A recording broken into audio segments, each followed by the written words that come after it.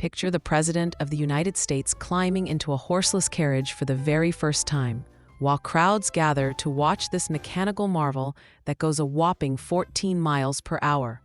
On August 22, 1902, Teddy Roosevelt didn't just take a car ride. He accidentally launched America's century-long love affair with automobiles. Stick around, because this simple joyride changed everything about how Americans move, live, and dream.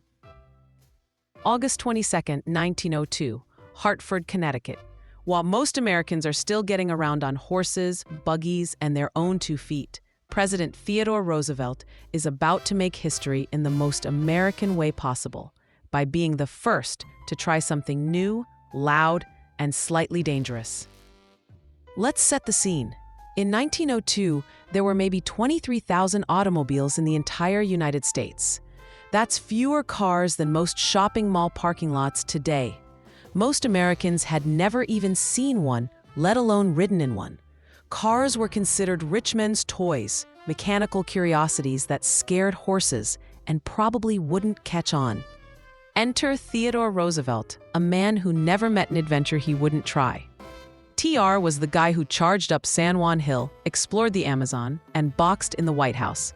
So when someone offered him a ride in a Columbia Electric Victoria Phaeton, his response was basically, "Hold my spectacles and watch this." The Columbia Electric was the Tesla of 1902, except it moved at the breakneck speed of 14 miles per hour and needed to be plugged in every 25 miles. It was about as intimidating as a golf cart, but in 1902, this was cutting-edge technology that could move without horses pulling it. Picture this presidential parade. Roosevelt grinning like a kid on Christmas morning, cruising through Hartford at what was then considered reckless speed. Crowds lined the streets not to see the president, but to see the magical horseless carriage. People pointed, stared, and probably wondered if they were witnessing the future or just a costly mistake. What made this moment genius wasn't just that Roosevelt rode in a car, but that he did it publicly. This wasn't a private test drive. This was a presidential endorsement. When the leader of the free world climbs into a horseless carriage and declares it safe, suddenly every American starts thinking, maybe I need one of those. Roosevelt's ride was like the ultimate celebrity endorsement before celebrity endorsements existed. He didn't just transport himself from point A to point B. He transported America's entire relationship with technology. One presidential joyride turned cars from the toys of the rich into symbols of American progress and freedom. The beauty of this moment is pure Teddy Roosevelt. While other world leaders were probably thinking automobiles were too risky, too new, too uncertain, TR saw a machine that could go 14 miles per hour and thought, this is exactly what America needs. He wasn't just embracing technology, he was embracing the future.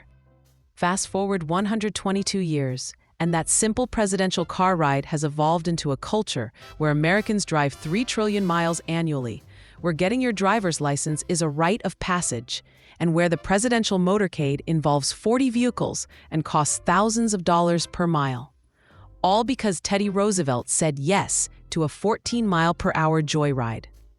Every time you get in your car for a road trip, complain about gas prices, or dream about your next vehicle, you're participating in something that started with a president who couldn't resist trying the latest gadget. Roosevelt proved that sometimes the most important decisions are the ones that look like fun.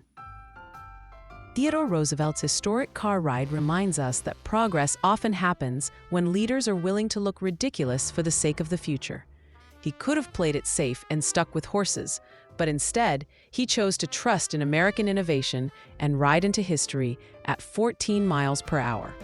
Sometimes the most revolutionary act is simply saying yes to something new. What new technology would you be brave enough to test drive if you were president? Share your bold presidential decisions in the comments below. And if you love these stories of how small moments changed everything about American life, join the History Sparks community by hitting that subscribe button.